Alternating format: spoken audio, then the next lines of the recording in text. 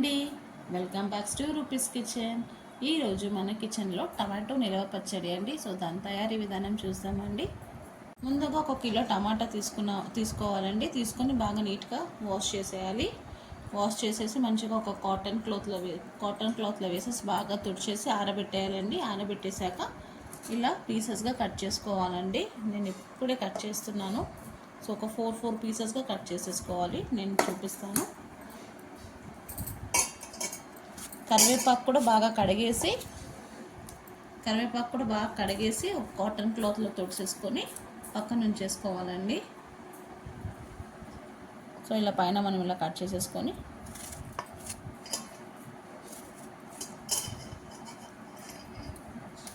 ఇలా 4 పీసెస్గా కట్ చేసేసుకోవాలి. అన్నీ ఇలా కట్ చేసి పక్కన ఉంచేసుకుందామండి. టమాటా అంతా మంచిగా కట్ చేసేసుకోండి. 4 పీస్గా మీడియం సైజ్గా. సో ఇది కట్ చేసి పక్కన ఉంచేసుకోవాలి. ఇప్పుడు ఒక మిక్సర్ జార్ తీసుకోవాలండి. ఇది నేను ఫ్రై చేసిందే. ఒక 1/2 స్పూన్ మెంతులు, 1 స్పూన్ ఆవాలండి. మెంతులు తక్కువనే వేసుకోవాలి. ఆవాలు కొంచెం ఎక్కువైనా పర్వాలేదు, కానీ మెంతులు కొంచెం తక్కువగానే వేసుకోవాలి. ఇది డ్రై రోస్ట్ చేసేసి మిక్సీకి వేసేసుకోవాలండి. ఇప్పుడు ఒక ప్యాన్ పెట్టుకోవాలండి. ఒక ప్యాన్ పెట్టుకొని ఒక 3 టేబుల్ స్పూన్ ఆఫ్ ఆయిల్ వేసుకోవాలి. ఇది నిలువ పచ్చడి కాబట్టి కొంచెం ఆయిల్ ఎక్కువగానే ఉండాలి. ఆయిల్ వేడెక్కాక ఇప్పుడు లైట్గా వేడెక్కుతుంది. మరీ ఎక్కువగా వేడిగా వేయద్దు. లైట్గా ఆయిల్ వేడెక్కితే అప్పుడు వేసుకోవాలండి. మనం కట్ చేసి పెట్టుకున్న టమాటాలంతా వేసేసుకోవాలి. ఇలా టమాటా వేసి ఇలా ఉడకబెడుతూ ఉండాలండి. ఇలా ఉడుకుతున్నప్పుడు మనం చింతపండు కూడా దీంట్లోనే వేసేసుకోవాలండి. ఒక 50 గ్రామ్ అంత చింతపండు దీంట్లో వేసేయాలి. దీంట్లో గింజలు ఇంకా పీచు ఉంటుంది కదండి, ఇలా నారలాగా, అది కూడా తీసేసి క్లీన్గా వేసేసుకోవాలి. ఇలా వేసి ఒకసారి మిక్స్ చేసేసి మూత పెట్టి ఉడికించుకుందాం. ఇలా మూత పెట్టేసుకొని కుక్ చేసేసుకుందామండి. ఒక 5 మినిట్స్ తర్వాత చూడండి, చింతపండు టమాటా బాగా కుక్ అవుతుంది.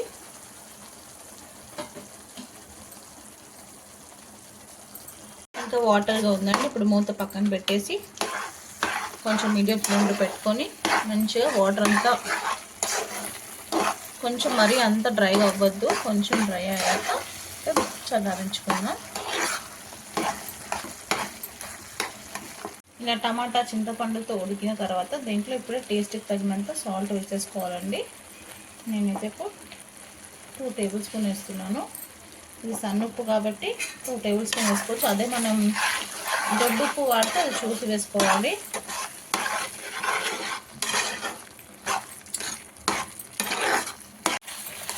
ఇలా మంచిగా టమాటా అంతా బాగా మెత్తగా ఇలా స్మాష్ చేసేసుకోవాలండి. మొత్తం ఈ టమాటా చింతపండు అంతా మంచిగా ఇలా దగ్గరికి బాగా ఉడికించుకోవాలి. ఇలా ఆయిల్ సపరేట్ అవుతుంది కదా, నేను సిమ్లో పెట్టేస్తాను.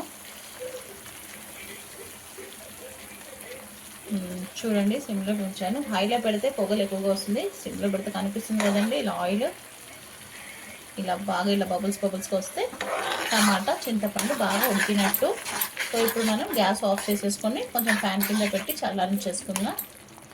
ఇలా కంప్లీట్గా చల్లగా అయిపోయినాక ఫస్ట్ టమాటా ఇంకా చింతపండు మిక్సీకి వేసుకోవాలండి. ఇలా మంచిగా మెత్తగా మిక్సీకి వేసేసుకోవాలండి. ఇప్పుడు దీంట్లో మనం ముందుగా ఆవాలు ఇంకా మెంతులు ఫ్రై చేసి పెట్టుకుని మిక్సీ వేసుకున్నాం కదా, ఆ పౌడర్ దీంట్లోనే యాడ్ చేసేసేయాలి. అది వేసుకున్నాక 3 మ్యాంగో కారం పొడి అండి. ఇది పచ్చడికి స్పెషల్ కారం కాబట్టి నేను ఇదే యూజ్ చేస్తాను. లేకపోతే ఇంట్లో ఉన్న కారం పొడిని యూజ్ చేసుకోవచ్చండి. నేను ఇదొక 4 స్పూన్స్ వేసుకుంటున్నాను. కారం అంతా వేసుకున్నాక ఇంకా మిక్సీకి వేసేసుకుందామండి. ఇలా మంచిగా మిక్సీకి మెత్తగా పేస్ట్లా చేసేసుకోవాలండి.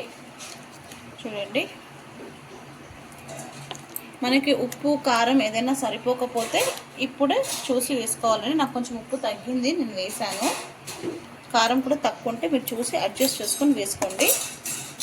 నేను ఈ టమాటా అంతా దేంట్లో ఉడికించానో దాంట్లో తాలింపు చేసుకుంటున్నానండి. ఒక ప్యాన్ పెట్టేసుకొని దాంట్లో ఒక 1 కప్ ఆయిల్ వేసుకోవాలి. దాంట్లోనే ఒక 1 స్పూన్ జీలకర్ర, ఒక 1 స్పూన్ ఆవాలు,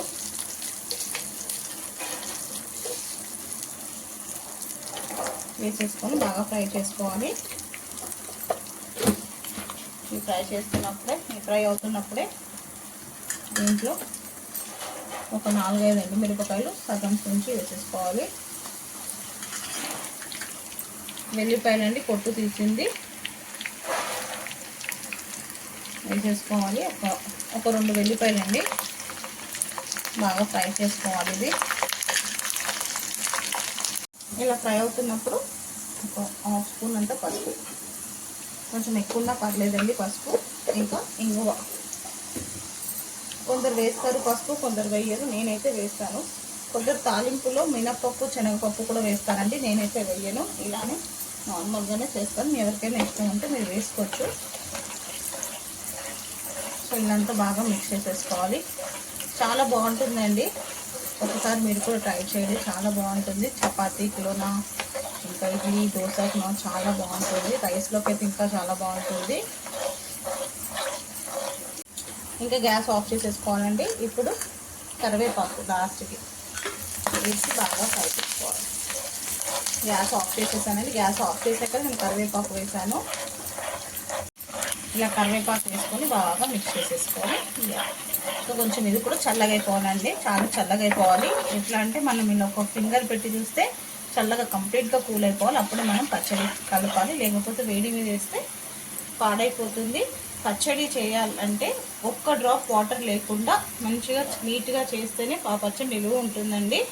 వాటర్ ఉండొద్దు, మెయిన్గా తడి ఉండకుండా చూసుకోవాలండి. అప్పుడు ఏ పచ్చడైనా మనకి నిలువ ఉంటుంది. ఇలా కంప్లీట్గా చల్లగా అయిపోయినాక పోపు ఇప్పుడు దీంట్లో మనం మిక్సీకి వేసుకున్న పచ్చడి వేసేసేయాలండి. వేసి మంచిగా మిక్స్ చేసేసేయాలి. ఇలా బాగా అన్నీ మిక్స్ చేసేసుకోవాలండి ఈ పోపులో.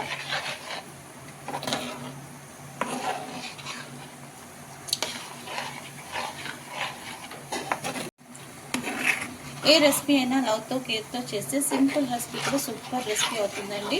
ఇంకా మామూలుగా వేడి అన్నంలో గీ వేసుకొని తిన్నా కూడా బాగుంటుంది, నెయ్యి వేసుకొని. లేకపోతే పెరుగన్నంలో కూడా చాలా బాగుంటుందండి. మీకు ఎలా కావాలనిపిస్తే అలా తినవచ్చు. ఇంకా దోశ ఇడ్లీలో ఒకటి ఇంకా చాలా బాగుంటుందండి. అయిపోయిందండి. నేను ఇప్పుడు ఒక బౌల్లో షిఫ్ట్ చేసుకున్నాను. ఎందుకంటే ఇది ఒక రోజు మొత్తం కంప్లీట్గా ఊరాలి. మళ్ళీ ఇంకా ఎక్స్ట్రా ఆయిల్ వస్తుందండి.